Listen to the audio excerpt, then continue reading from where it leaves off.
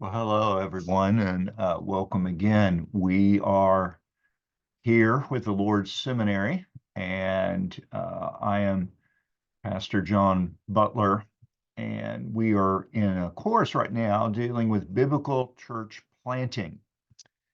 And today we're going to be in lesson number 6, and we're going to be talking about developing a mission work into an organized congregation, how we take a group of people that are meeting as a mission work in order to eventually become a church, and how do you help them mature to the point where they can be their own congregation, self-governing, self-propagating, self-supporting, and self-aware that they are indeed a church.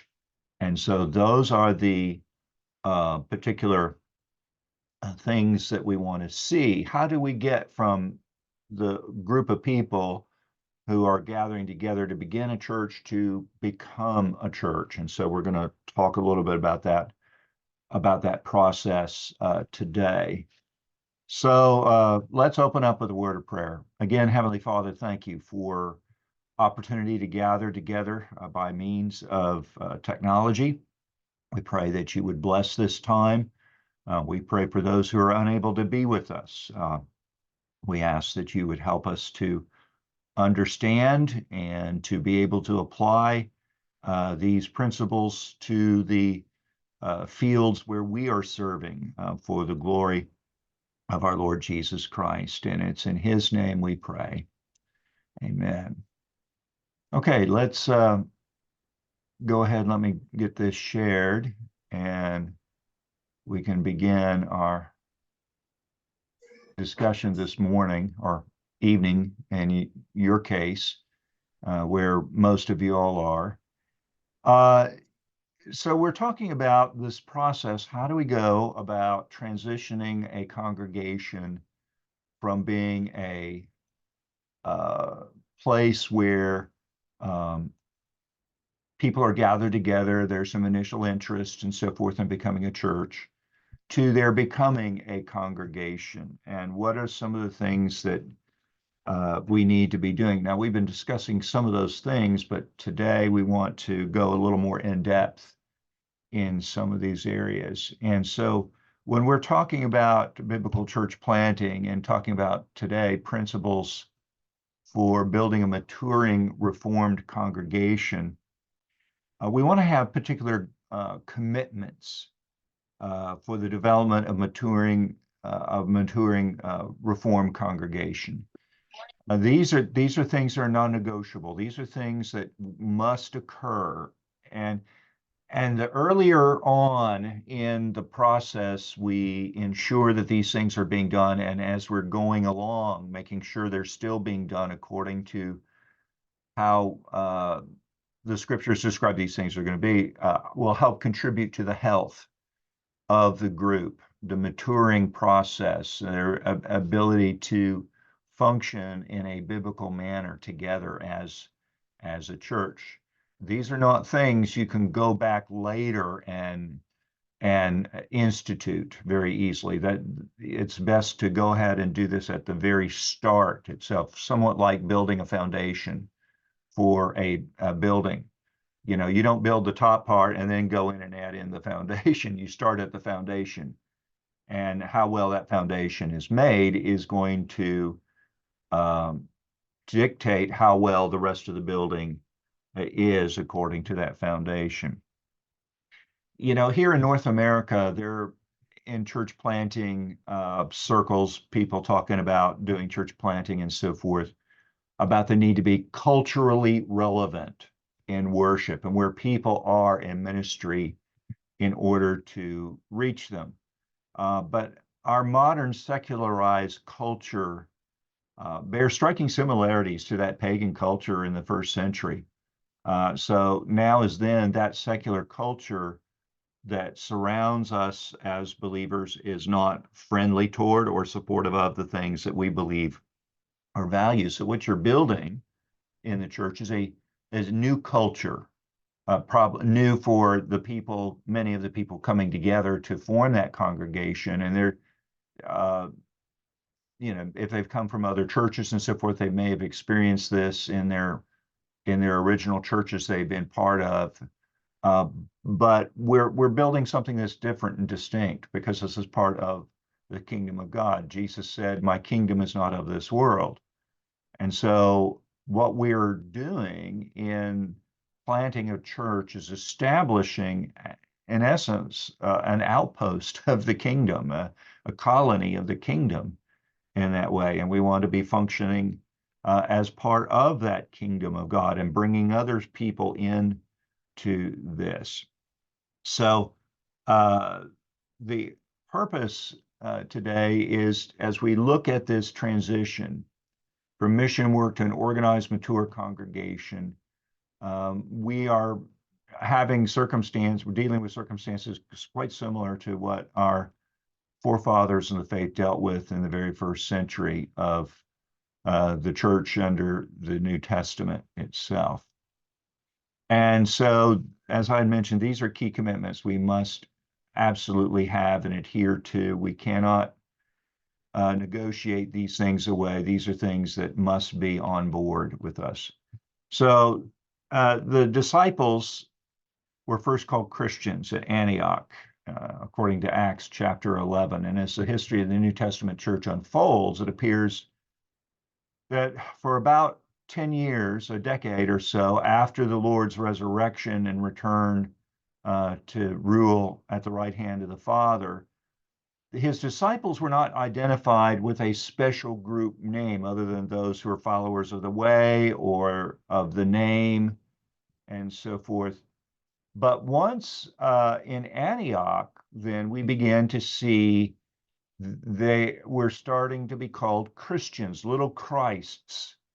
Why so? Because we appear to be so different from the culture around us. Now, back in Jerusalem and Palestine at that time, the Jewish believers that were there, they did not seem all that different from the surrounding culture of Judaism. People went to synagogue to worship. People read from the scriptures of the Old Testament. People tried to live according to biblical standards and law for the most part. And so you didn't have as rampant paganism there in around Jerusalem and Judea itself. And so Christianity did not appear to be so different in those early years. We often, because the majority of the believers at the time were Jewish.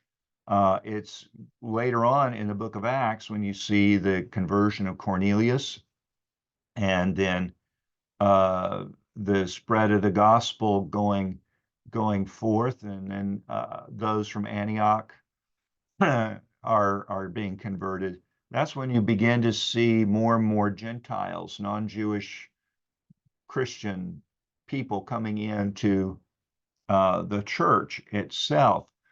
But it was there at Antioch that the believers in the Lord Jesus Christ are so different appearing from the surrounding pagan culture itself, because when we come into saving faith in Christ and we're incorporated into his church, we're given a new set of values and new ethics and so forth that as we're seeking to live according to God's word, and that is so different from the surrounding culture.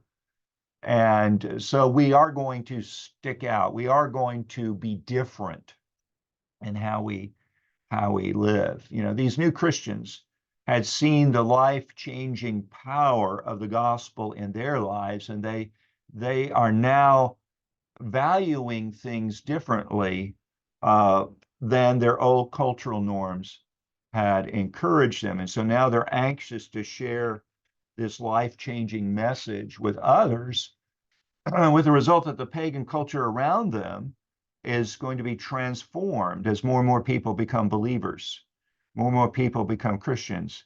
And so this process of developing a mission work into a mature, organized congregation is one that takes time and requires careful evaluation along the way.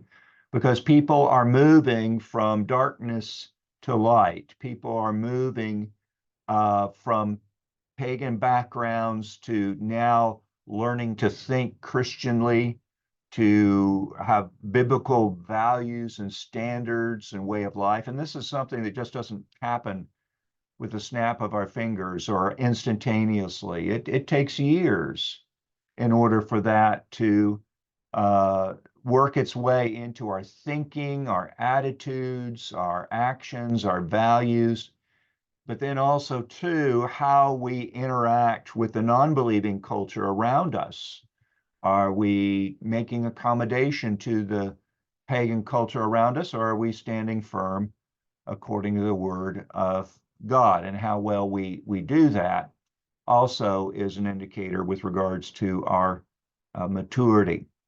So the commitments that we must have for ourselves, but also for our mission work, and they're developing to be their own congregation, are these that you see pictured here: godliness of conduct, an awareness that we are a covenant community. We'll talk about that.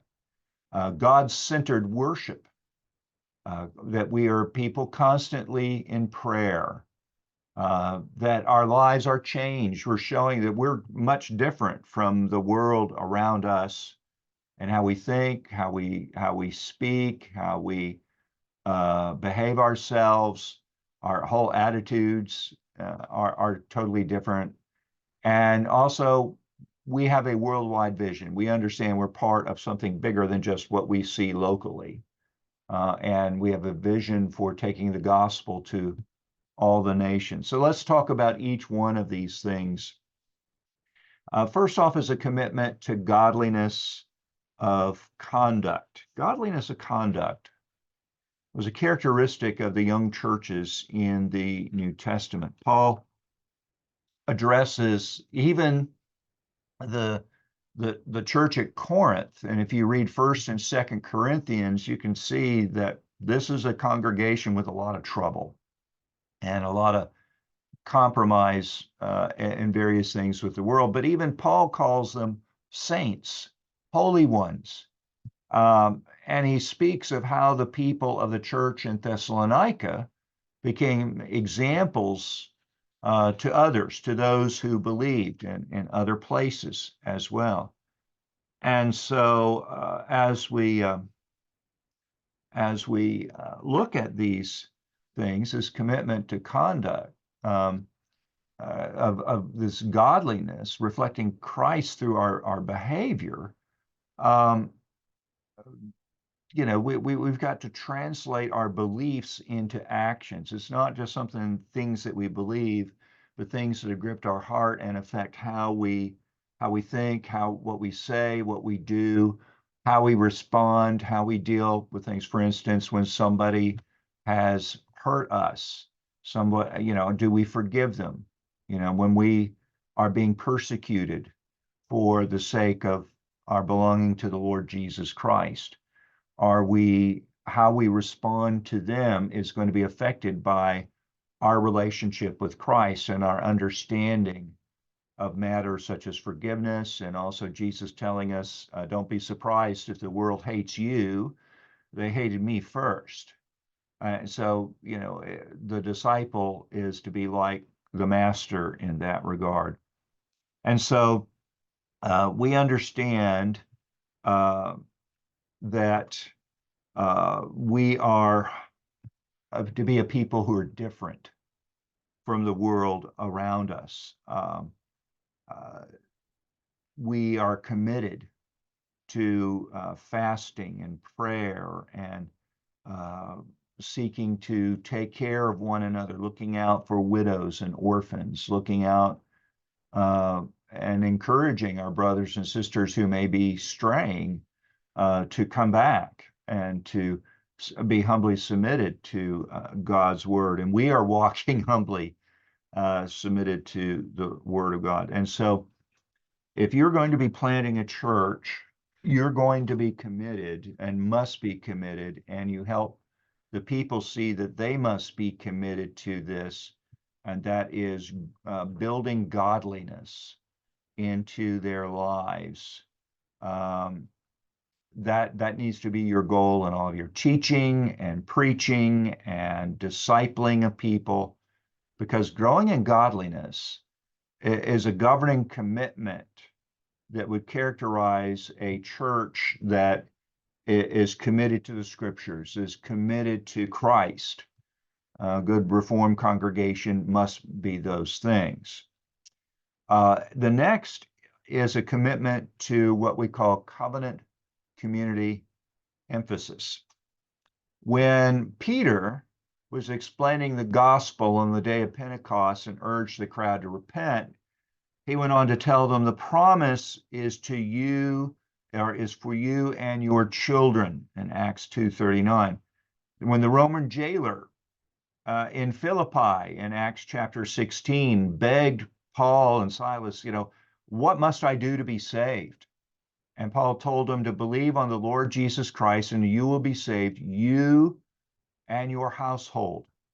And later that same night, the jailer and his whole family were baptized. So to the largely Gentile church that was established there in Philippi, Paul reminded the believers, it is we who are the circumcision. And he reminds the Ephesians that at one time they were excluded from the citizenship in Israel and foreigners to the covenants of promise. So what's this covenant thing? Well, God's gathered people in the New Testament function together very much like God's called out people in the Old Testament. In theological terms, it may be said that they embrace covenant theology and they functioned as covenant communities. It's this consciousness that we belong to Christ. And together we are as a new family in that regard, and we have that commitment. Some of you may come from cultures where you have a clan and an extended family commitments, and you live with, oftentimes you function within that particular clan and that larger extended family. Some may be from tribal structures, and the tribes may be, depending on where you are in the Philippines, the Datu, and the old concept was it a barangay. Now it's kind of like a larger political subunit or so forth, but that was kind of like your affiliation, your culture of your people and allegiance that you had under a particular leader. That is the thinking that we have as part of the covenant community. We're under Christ, but we are different. We are separate from the world, and yes, we may still have our family commitments, so forth, but our new primary commitment is Jesus Christ and his family, this family that we now are part of as the church. And so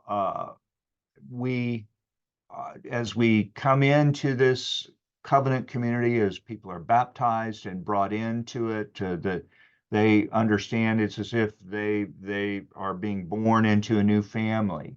When we have children and they are baptized and we explain to them they're part, yes, they belong to my family, let's say my children and grandchildren belonging to the Butler family, but they also are to be expected to be part of the body of Christ, and that expectation that they too shall profess Jesus as Savior and Lord. We pray that God will work that in their own hearts as well, but they are baptized to show that they are part of this new community. Just as the sons in Israel in the Old Testament would be circumcised on the 8th day of life to show that they are now separated from the world and separated to the Lord to live for him, baptism conveys the same message itself. There must also be a commitment to God-centered worship. A church that is functioning well in godliness as a covenant community has its focus clearly on the God of grace and holiness.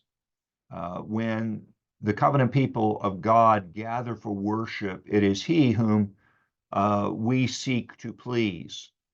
Worship is not about us and our feelings and our what we like and so forth. It is what is glorifying to God. So if we must be careful that the way that we worship must be governed according to God's word, must be regulated by God's word, and to what is pleasing to Him, as He has told us in His word. And so the focus must be on glorifying Him and not ourselves. We must be careful that, let's say, people coming out of a service, a worship service, we do not want them to say, "Oh, what a wonderful preacher," but what a wonderful Christ, what a wonderful Jesus we serve, that the preacher has been preaching about and proclaiming to us. And so, as we're if we're using musical instruments to accompany worship, we're not there to be giving a performance as a performer or someone who is singing. We're not there to entertain people. We're there to glorify Christ. And really, the role of the musicians must be to help support the congregation in their singing, because the primary singers in worship are the congregation, are God's people together. And so if you have people over here performing, people are watching them perform, but are they glorifying God? No. But as the musicians are helping all of us in focusing on the Lord and supporting our worship and helping lead in that, then they're fulfilling their roles and responsibility properly. And so our worship must be governed, must be guided by God's word itself. What we do in worship is totally different from any other human activity, any other action that we do. So when the elders call the congregation together to worship, at the beginning of the worship service, we basically step into, as it were, a sacred time together before God, gathering before the Lord. This is the foretaste of heaven that we are experiencing when we are gathered together to worship the Lord Jesus and to serve Him, and especially so on the Lord's Day. Our corporate worship becomes a meeting of God with His people. And we need to have that sense ourselves as leaders, but also help our people in this group that we're working with to have that same understanding, that they too would understand the seriousness of what we're doing. That doesn't mean we can't be joyful. Yes, we can rejoice before the Lord, and we must, but understand too the seriousness of what is taking place. And at the end of the worship service, when we're blessing God's people, that they understand that this whole attitude of worship is something that's to extend throughout the rest of the week as they serve the Lord. Also, too, 1 Corinthians 14, 23 through 25 talks about an unbeliever coming into a worship service, and he or she are so moved by the presence of the Lord there with God's people as they're worshiping that they fall down and they'll say, "Truly, God is in this place." We want our worship services to be so centered upon Christ that when people come to the worship service, they are impressed in that way as well. They sense the presence of God with us in that place. And our prayer is that they too would come to know God and know Him and to serve our Lord Jesus Christ alongside of us. Another thing you must be committed to and working to establish within the people of the mission work that you're trying to bring along to maturity is a commitment to constancy in prayer, that they are earnestly praying to the Lord, constantly, consistently to the Lord, that this is, something comes up, stop and pray. When this or that, something to rejoice, stop and pray and pray rejoicingly before God. That we are meeting together regularly for prayer, and also informally as well as we gather together, that we are people. This is just part, it's like breathing. It's just part of the natural life that we have. And so prayer must be that. And so realizing too that when we are seeking to establish a biblical church in a place, Satan's not going to like this. And so we are wrestling against spiritual forces of darkness. Now, thankfully, we have Christ with us and we have his Holy Spirit, but we must constantly be aware of this and pleading with God to come and to overthrow those areas of resistance to the gospel and to strengthen us against the assaults, against the attacks of the world, the flesh, and the devil. Prayer is more than simply words brought to God or time that we spent. It's a statement of our absolute reliance on God to do the work with us and through us, and sometimes in spite of us. And so prayer must be something that is constant as we're gathered together to worship the Lord together, because brothers, we need him. We need God's help. And if we're not praying, if we're not seeking his help, something is terribly, terribly wrong with our understanding of who he is and who we are and the work that we are engaged in. It is folly for a new church to rely on the abilities of its pastor or its people.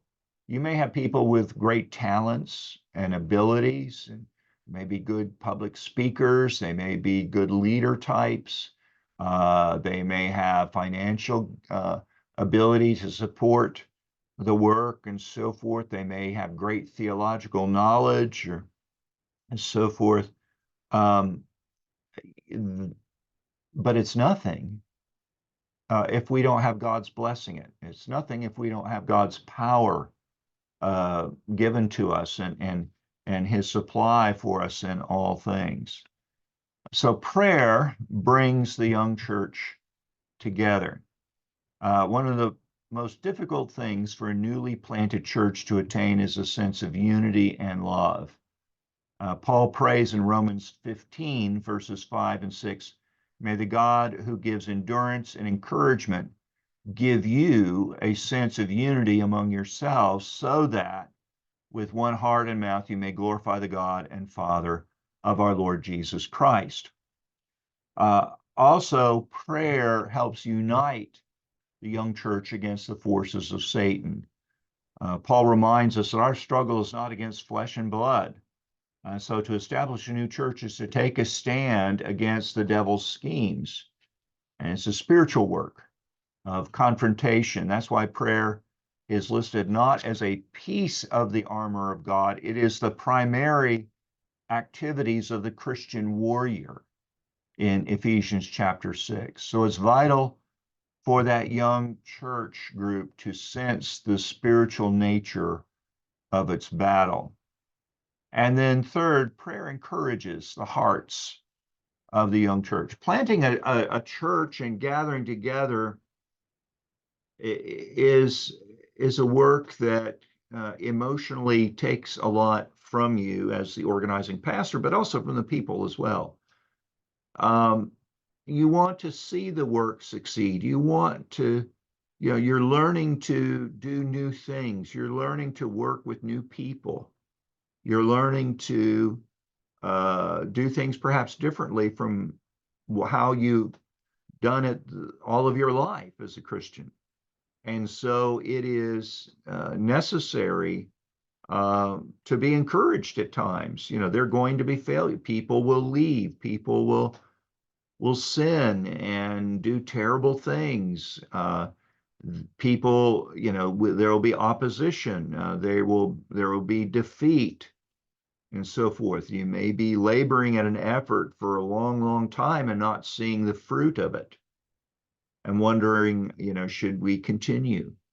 That's where prayer encourages the hearts of a young church. Paul told the Philippians, do not be anxious about anything, but in everything by prayer and petition with thanksgiving, present your requests to God. So as the congregation prays, they understand that it is God doing the work, and especially that's an important reminder for sometimes that work of establishing a new church is discouraging. And that may be why Paul is reminding the Philippians that the peace of God, which transcends all understanding, will guard your hearts and minds in Christ Jesus. The Lord will comfort you. The Lord will protect you from those fears.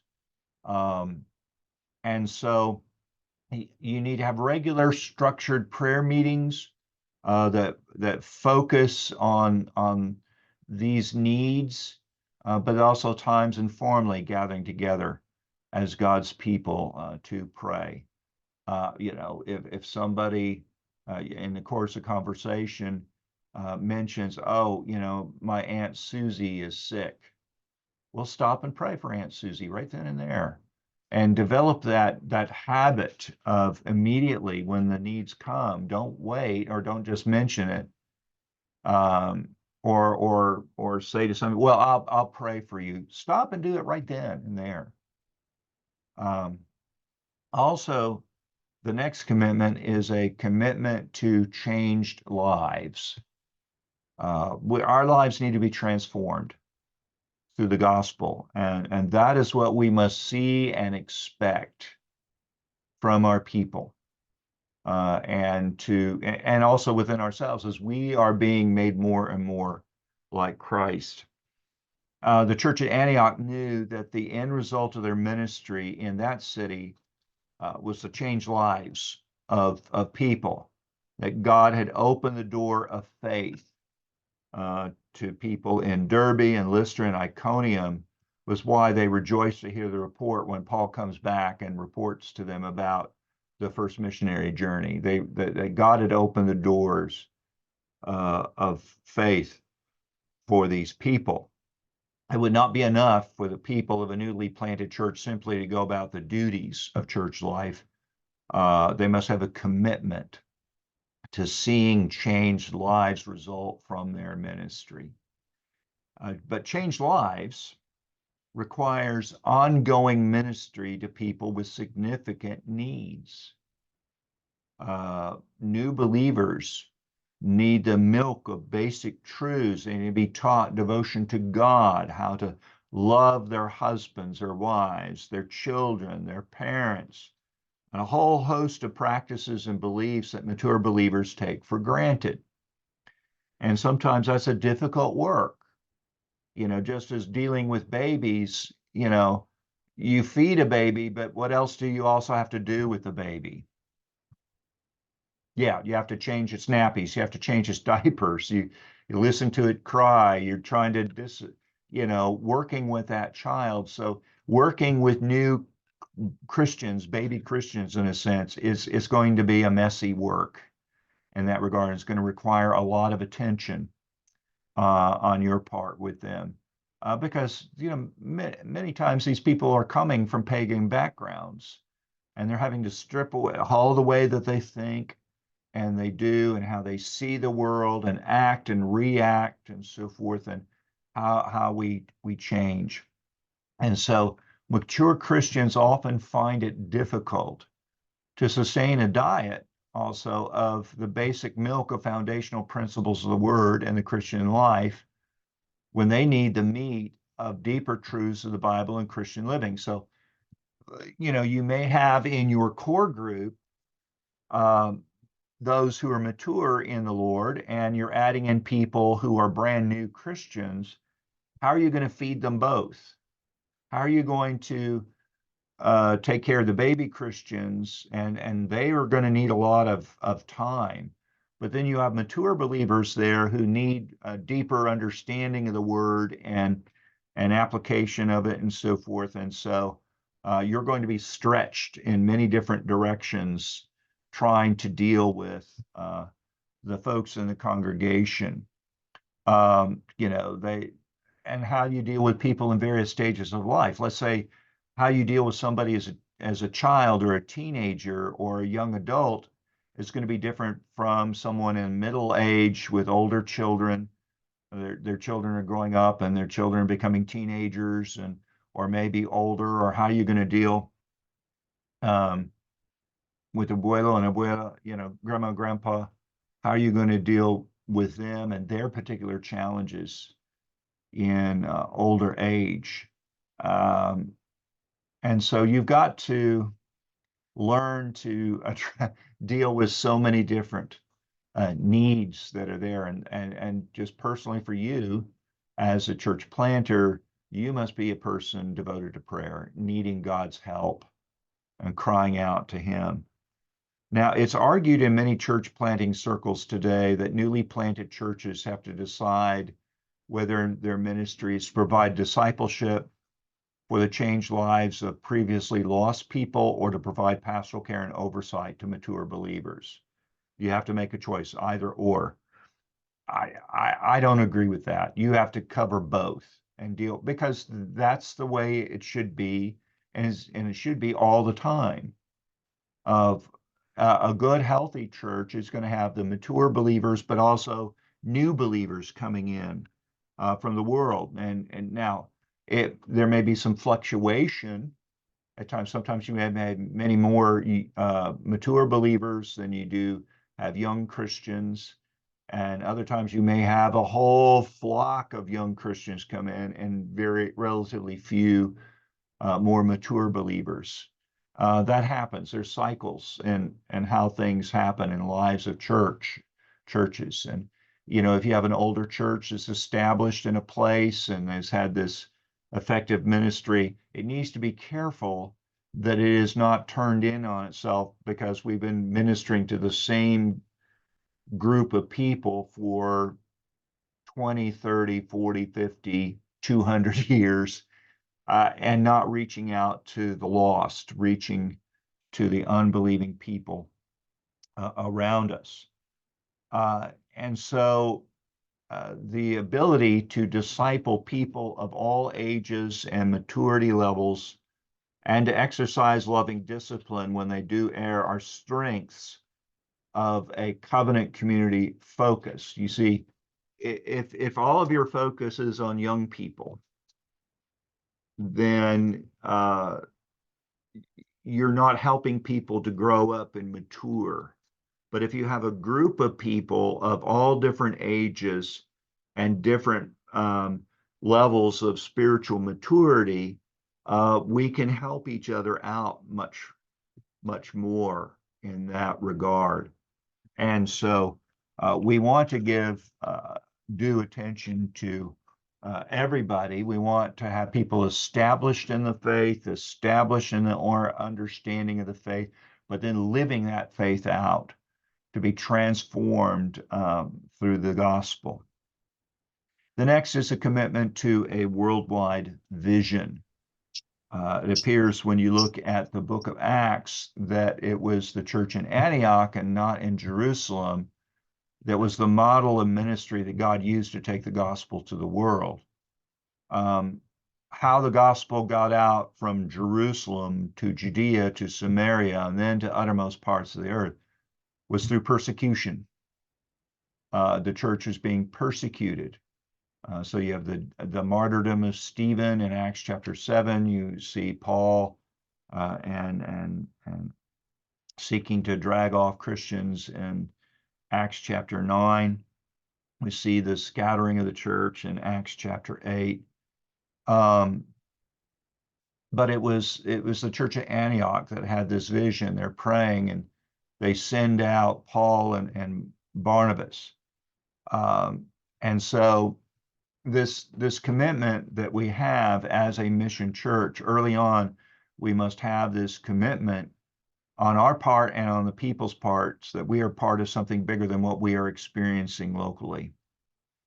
And that we are connected in, and it's helpful to bring in believers from other congregations for them to associate with, as we've talked about before, to have fellowship with them, but also too that we be praying for the work of missions, say in our province or in our country or around other places around the world, to encourage believers to be praying for. And this becomes regular. This missions is not something that's an extra thing that we do. This is part of what we do. It's a component part. And so we're praying for missions, we're supporting, we're giving towards the work of missions. We're excited to hear the reports from other places, what's going on. And they should themselves be looking forward to the day when they can be planting churches, when they can help in that work of the spread of the gospel, that they should have a vision for the lost, and to be enthusiastically and intimately involved in the work of foreign missions as well. We've got a glorious gospel to share with the world. And so the work of missions, of evangelism, should be something that is part of our DNA, part of the very components of who and what we are as a congregation and what we're engaged with. Now, it's very tempting because of the circumstances. We're busy trying to formulate help form a new church where we are, and most of our energies are going to be spent there. But we also need to be careful we're not so turned inward on ourselves that we forget outward to the world with the gospel itself. And we should be committed to this work of missions. So those are some of the commitments. So practically, what are we supposed to do?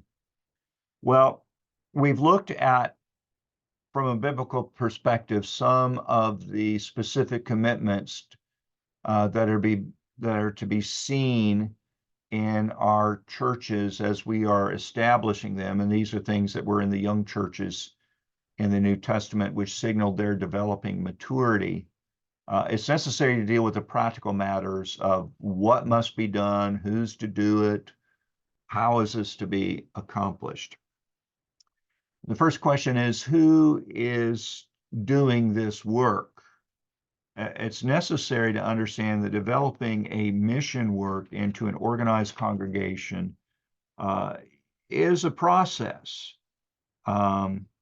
It is something that isn't going to happen overnight, and it's not going to happen all by itself. And so there's not a series of formal steps, do 1 and 2 and 3 and 4 and 5 and 6. There's not something like this, a list of simple things to do that make it easy to accomplish.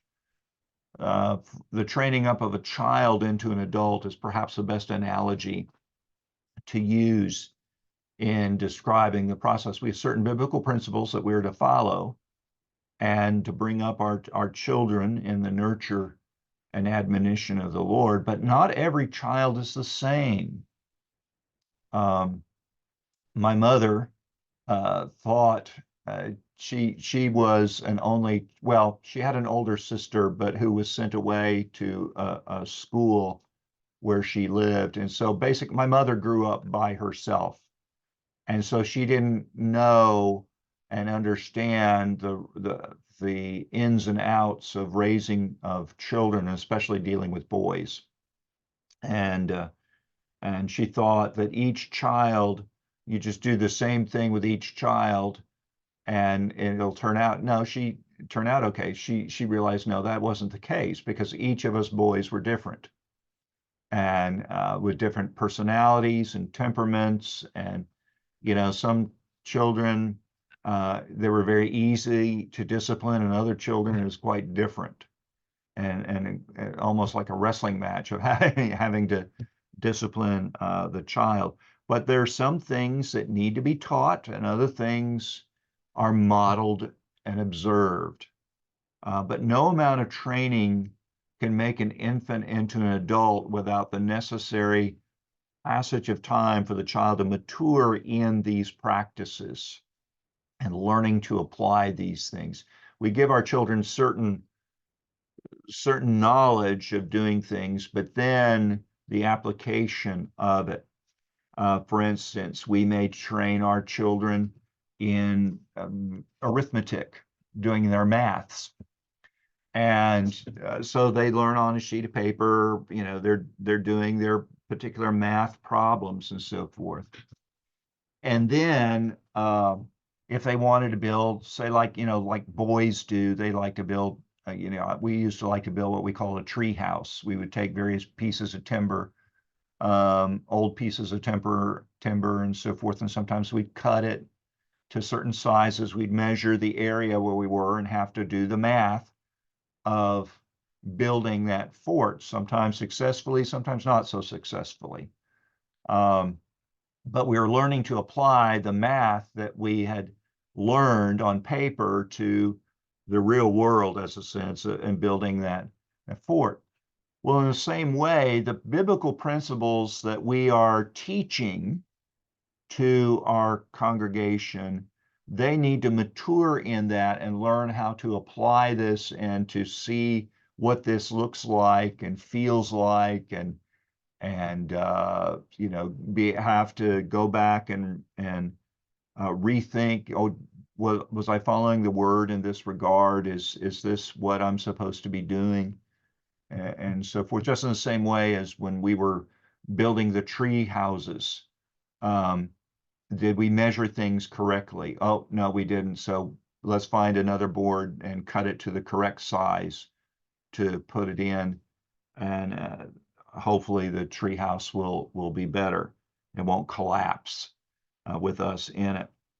And so it takes a while for people to mature in and to begin to apply these particular concepts.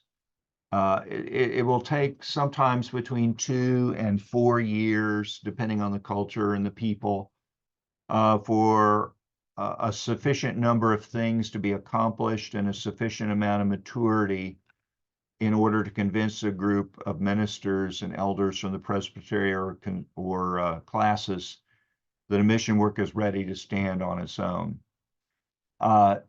It may take longer in your circumstance because of more people coming out of pagan backgrounds and not necessarily from Christian backgrounds. Just that growth and maturing. It may take a while financially for that group to be self-supporting on its own. It may take a while for men to develop the maturity in order to become office bearers, to become elders and deacons in that new work.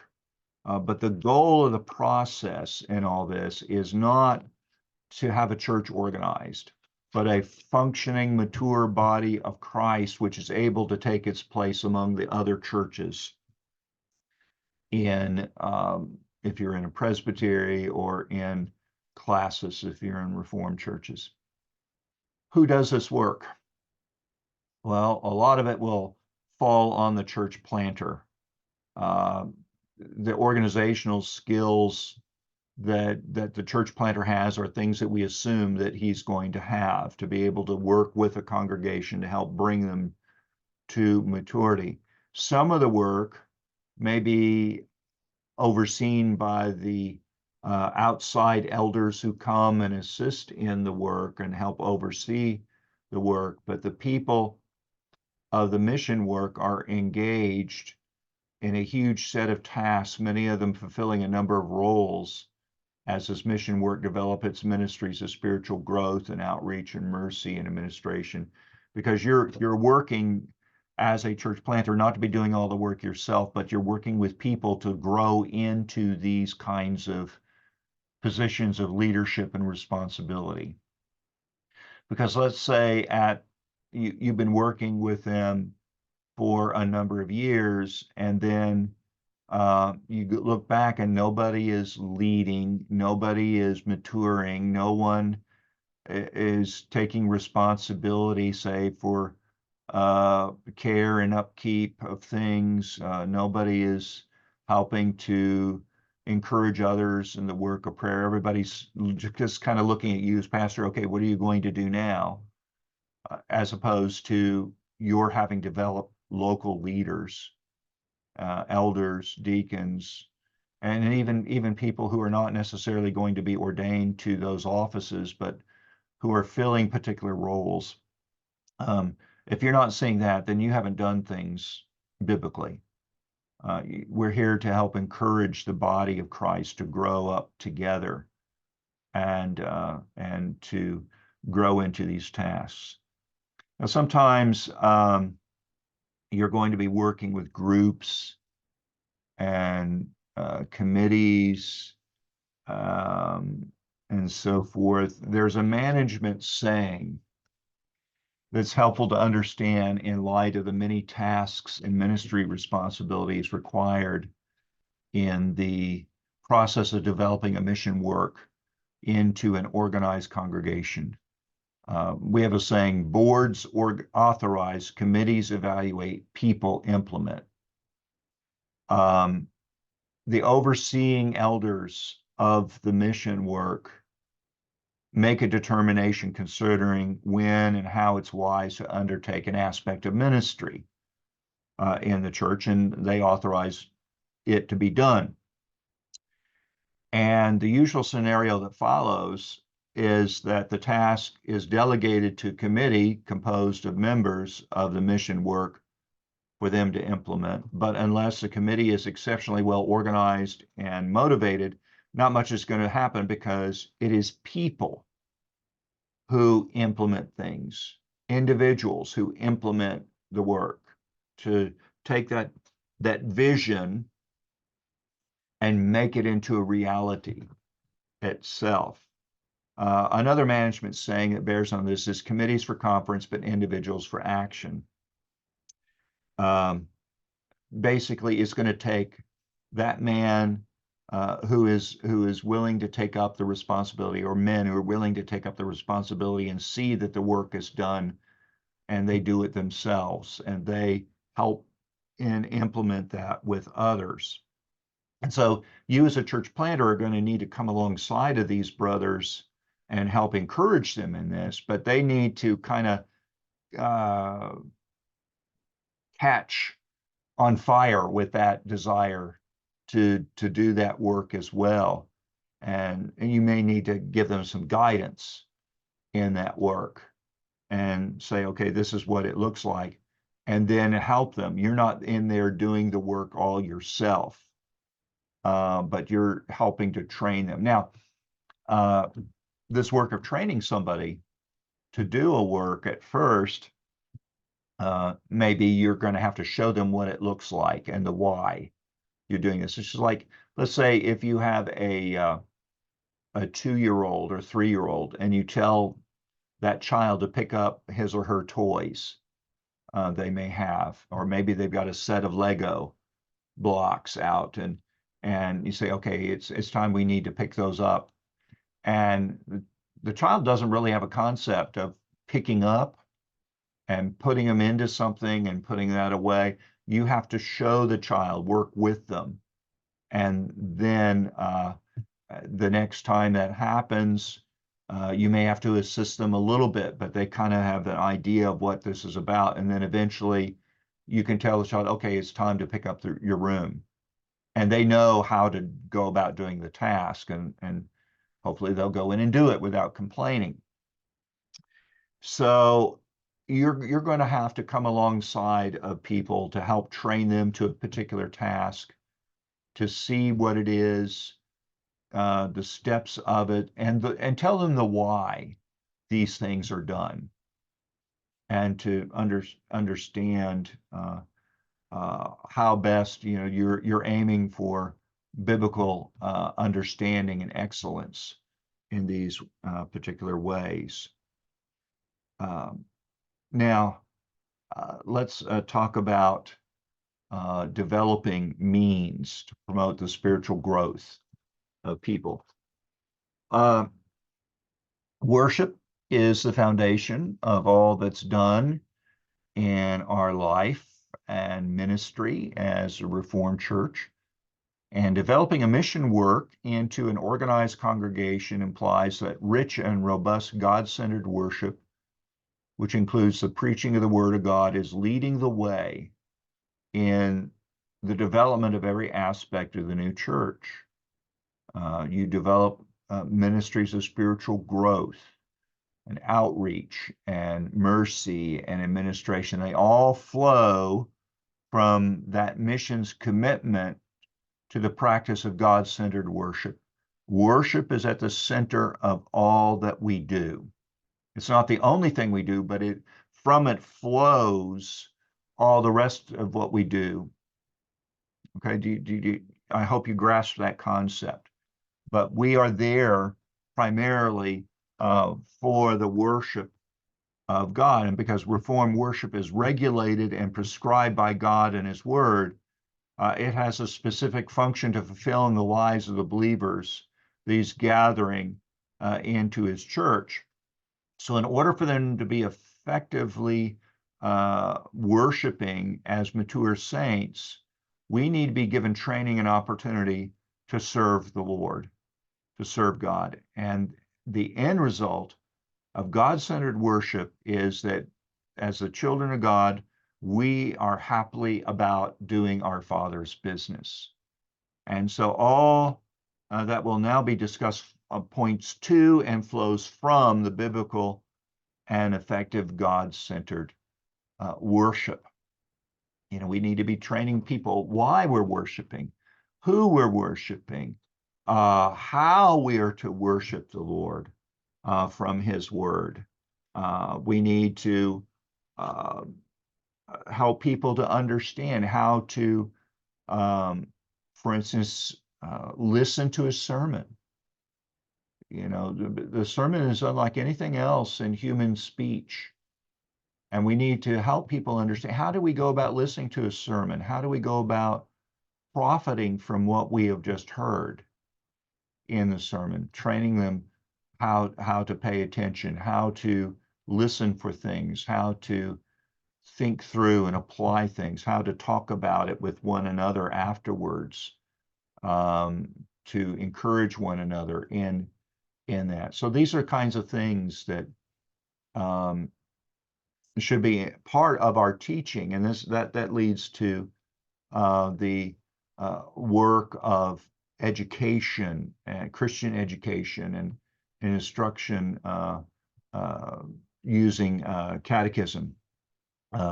Informational Bible training is essential for people of all ages. Without a foundation of biblical knowledge, much that goes on in Reformed worship isn't going to make sense to them. And without that foundational Bible knowledge, parents and children are not going to be able to appropriate things that, let's say, printed material that you give to children in instruction of them, and the verbal instructions that they're going to need for sound Christian living in the home. So this training time, and it goes by many different names, Sunday school, church school, Christian education, something else. It's vital that training by the church for the church take place at a separate time from worship. And so you can do that before the worship service. You can do it after the worship service. I would think you'd want to do it on the Lord's Day itself, since you have the people gathered there and they don't have to come back another time, so forth. I would also encourage, if at all possible, have a morning and an afternoon worship service as well, twice on the Lord's Day. You are able to instruct people more in the Word, but also have a time of Christian training for everyone. Many families and individuals who are new to the faith require basic and sustained doses of information to live godly lives and to be good church members. So the whole church must be involved in the training and discipleship of these new people coming in as well, these new Christians, if effective worship and ministry is to be sustained. And we all must be committed to this, that we're all being educated together, we're all being instructed according to God's word together. That helps in the maturing process together. And if we, if you're on the group of elders outside who are helping to oversee a church plant, you need to make sure that they have a very strong instructional program, and people are encouraged to be part of that, and that's the expectation. That's one of the best ways for you to help ensure the growth of a flock according to God's word. The next, catechetical teaching. A catechism is a set of questions and answers to those questions that help people to develop mental categories and structures for thinking with regards to the teachings of Scripture, the major teachings of theology. Who is God? God is a spirit, infinite, eternal, and unchangeable in his being, wisdom, power, holiness, justice, goodness, and truth. Amongst Reformed churches, there are catechisms such as the Heidelberg Catechism, and then amongst Presbyterian churches, there is the Westminster Shorter Catechism. There is another catechism for younger children we call the Catechism for Young Children. But pick these and utilize them, help them, and using the questions and answers and so forth. This will help. Younger people they can memorize things easier than we who are older. And so you work with them when they're young. They're kind of like a sponge. They soak up all this information and so forth. I remember one time working on Sunday afternoons, there was a group of African American children in the community where I lived, and one of the adults who worked with those children asked if I would come in and teach a Bible class on Sunday afternoons. And so I would come in and teach Scripture, and we'd sing a psalm, and I brought the Catechism for Young Children and gave copies to those kids who could read. And those children would take them to school with them. And sometimes during the recess, during playtime at school, they would be quizzing each other back and forth with those questions. And they had memorized these things. And so about a month, 6 weeks after I first gave them, all of those children knew the first 40 questions and answers of the catechism. And I wasn't drilling them every week on these kinds of things. They themselves took it up and were working with it. But also, I would help guide them also and quiz a child every once in a while on this. This is a great tool, and it gives people mental categories to take the information that they are receiving in the preaching and teaching, and when they're reading the Bible or hearing it read, to apply these particular things and to help restructure their thinking. So they're learning to think Christianly and so forth. But I work also with the teenagers and the adults in the church as well, okay? Because we're working to reshape our thinking according to Scripture categories. And then Bible studies. People need to know how to learn from the Bible, how to read the Bible, how to understand it, how to observe how the scriptures are used and applied personally in real life situations, how to apply it to themselves. And they require this kind of information because without it, personal and family worship is not going to be very effective, and their participation in public worship is going to be limited. Nothing outside of the preached word is as effective as a well-led and carefully prepared Bible study that you're doing with people and training people to read the Bible, not just read the words, but to read it and to grasp what is being taught and to begin to understand and apply it. We work with people for gathering for prayer. Since a commitment to constancy in prayer is one of the indications of a maturing congregation, schedule time or make some provision regularly for the church to be in prayer about its needs and about God's work throughout the world. Whether you do that on the Lord's Day, on Sundays, or another day of the week, whether it's with the whole church gathered or with groups of families or individuals gathered for that purpose, you must have some specific place and time structured for consistent, regular praying for the sound establishment and ongoing ministry of the church. And then fellowship activities.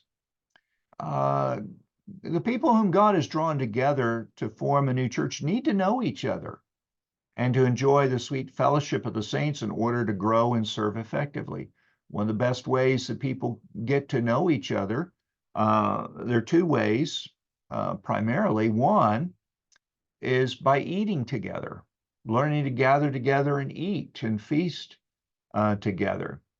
And another way is learning to work alongside of each other. Now, men, we tend to do, we can work together on a project. And that is something that will help us together. But fellowship gatherings need to be structured and planned and intentional. And that way we're learning to come together, to work together, to enjoy being with one another, but also it helps us when we are working on other projects as well. You're not working with strangers. You're working with friends. You're working with your new brothers and sisters in the Lord Jesus. Ministry to young people. By their teenage years, our children who have grown up in the faith have developed unique needs and they require special care and attention. If they're to marry in the Lord, they need to become familiar with others who share their faith. And this is particularly true if you're in a community and there aren't many churches there aren't many believers from whom to choose, and especially those who are like-minded with you theologically. It may be that you need to travel and have those times together with other congregations who share the same values as you do, for your young people to meet one another and to get to know each other and so forth. That happens a lot of times here in North America. Among some of our Reformed churches, we may go to a family camp together where families from across the nation will get together at a particular Bible camp, and the scriptures will be taught, and there'll be activities for families, and young people will get to meet. And a lot of times we will see children from one place marrying children from another place and come together in the Lord because of those relationships and shared values that they have in the Lord.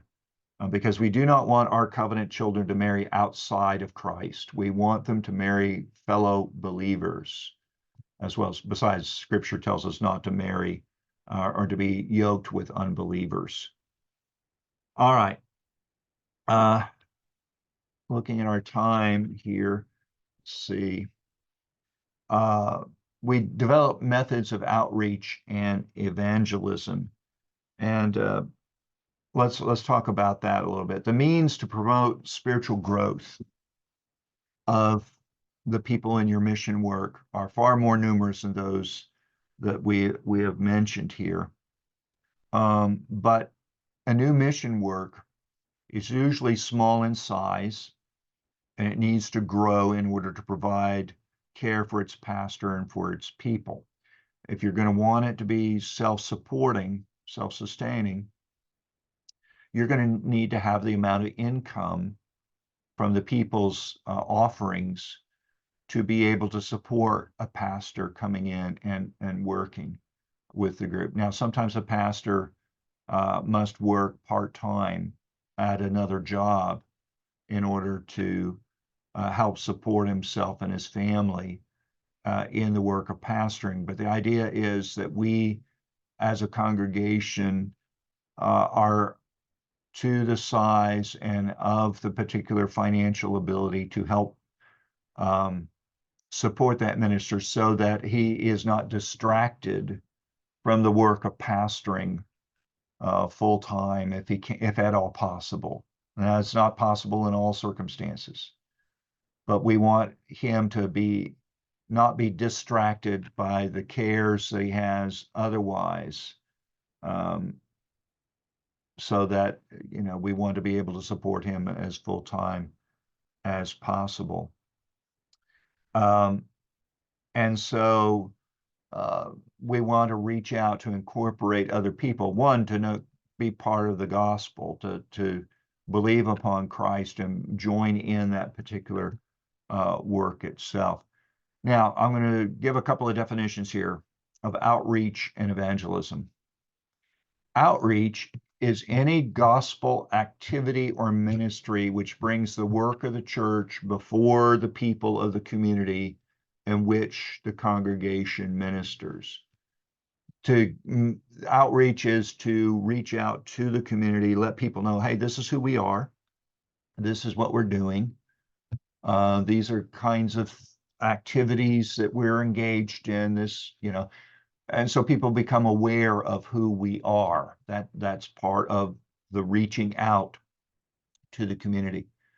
Evangelism is any gospel activity or ministry which brings the righteous requirements of God and his plan for the salvation of his elect before the people of the community in which the congregation ministers. You're holding out Christ and him crucified to the people around you and calling them to faith and repentance in the Lord Jesus Christ.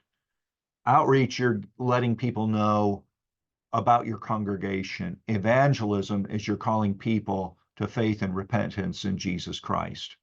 And so there's a difference here between the two. So we're going to talk first about outreach activities. You're making the church and its work known to the people around us. If you have the ability to advertise the church, to let people know about its location and times of services and its ministry emphases and other pertinent facts and details. Sometimes you can have a folded piece of paper printed up and tell about your church and activities, and you go door to door to people, or you're in a marketplace and you're telling people about your church. Maybe you've got a banner that's made up about your church, and you can, if you're renting a place and worshiping there on the Lord's Day, maybe the owner will let you put up a banner during the week to, such and such church meets here on these days, on such and such time, and so forth. You can use all kinds of things, web pages, if you have people there with smartphones and can find that kind of information. You're going door to door and telling people, or you're in the marketplace. Those are kinds of things. The idea and the purpose of advertising is to get people to visit your worship services where they're going to be exposed to the preaching of God's word. Now, the most effective advertising as we would say here in North America, is what we call word of mouth. That is somebody telling somebody else about the church and inviting people personally to come. People are going to be more likely to respond to a personal invitation from someone they know than from a stranger. And so, your people in your church plant ought to be inviting their friends, their families, their business associates, other people whom they know, people in their own neighborhood, inviting them in.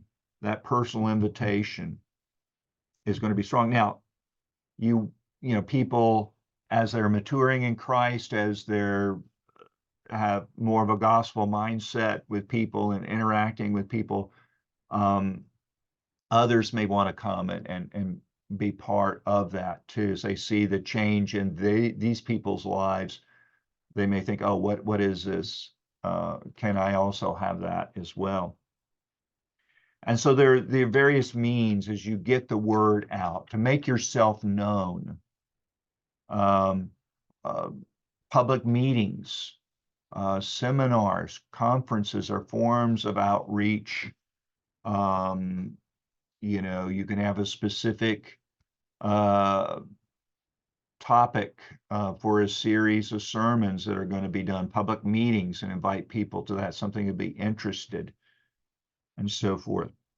At times other than the stated services on the Lord's Day. Now, those kinds of things require a lot of planning and careful and timely advertising and promotion and so forth.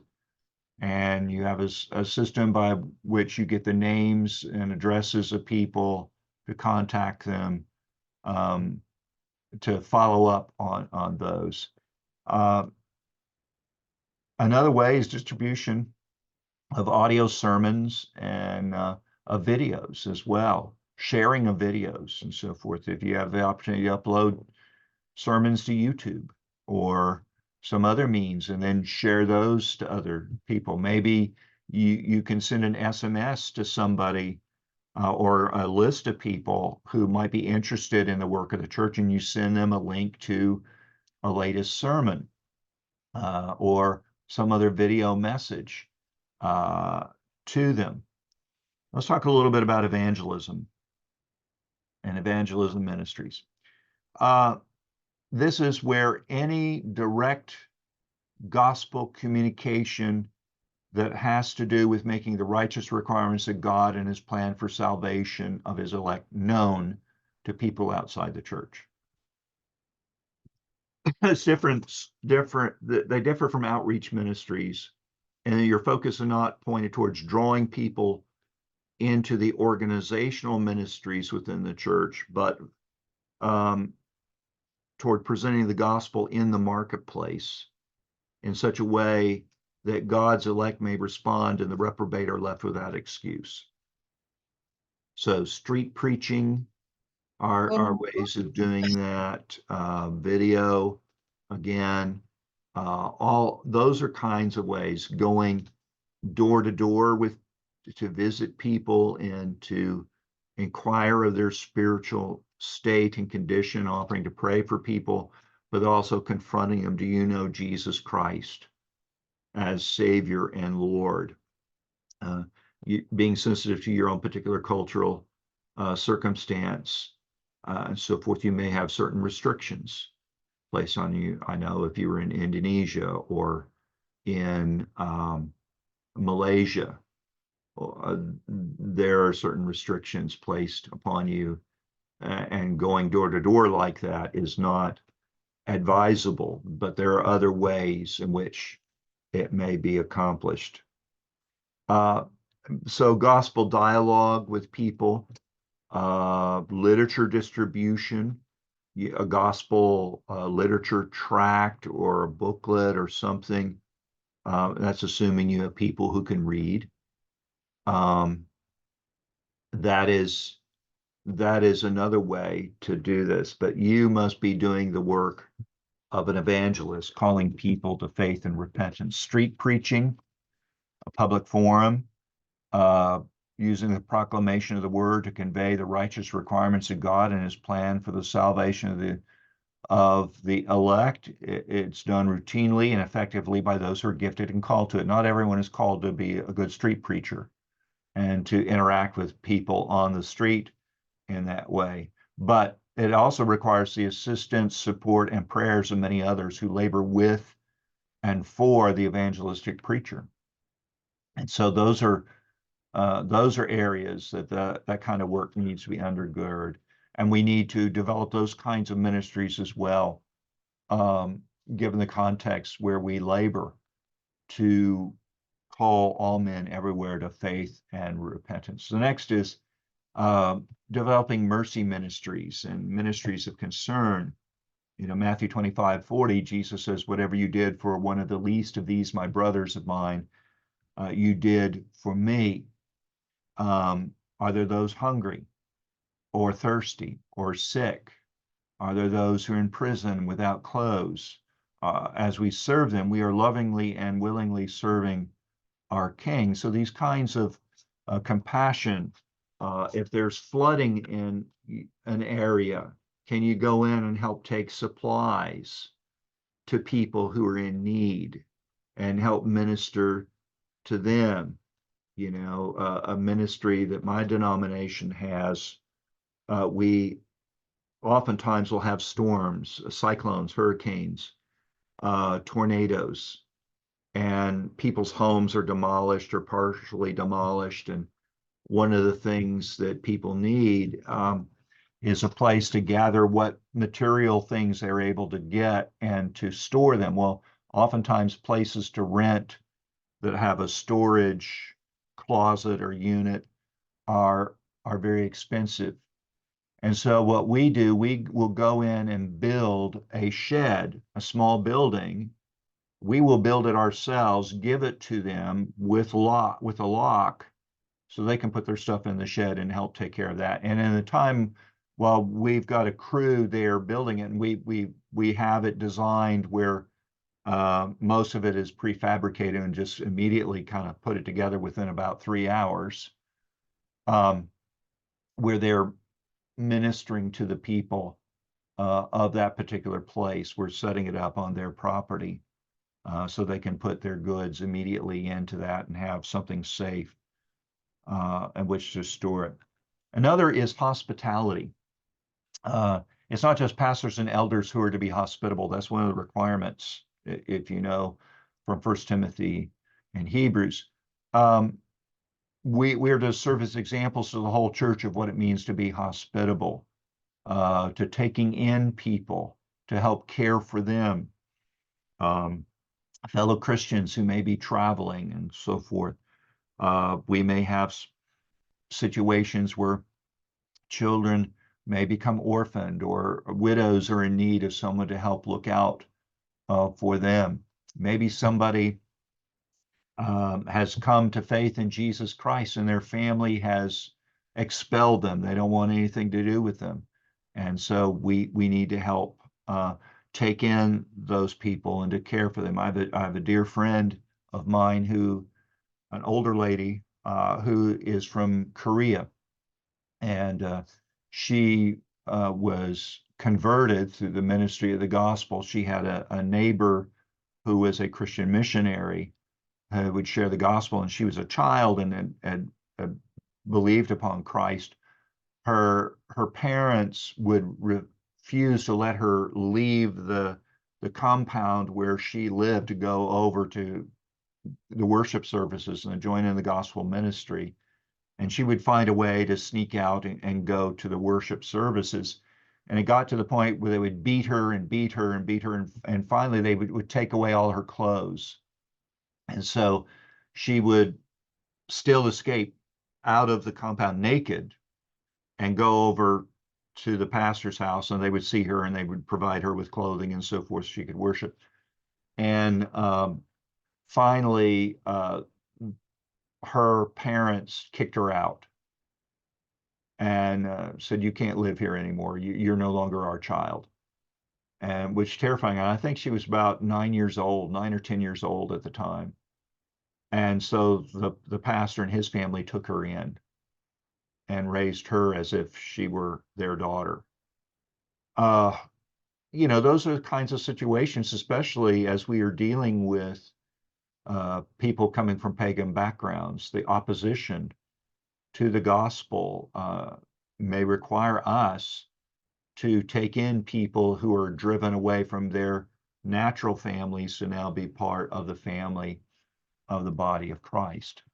We may have to look out for one another if in times of famine, in times of drought, in times of hard economic situations. Looking out for the interests of others ahead of our own. Developing these ministries of compassion that we have for one another. We're dealing with people who may be homeless, or people who are being abused as children, or broken marriages, or care of elderly people.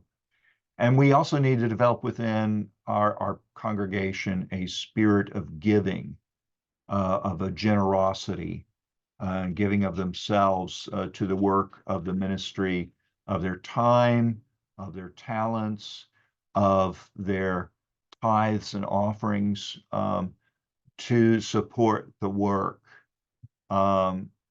That we build that in, that is all part of what we're doing regularly to support the work of the gospel. Not telling them you must put in a certain amount of money, but to have that as the Lord would direct you to give, and in the work, to be generous in that support of the gospel itself. The budget of a newly planted church can be structured to encourage generosity as a pattern of giving.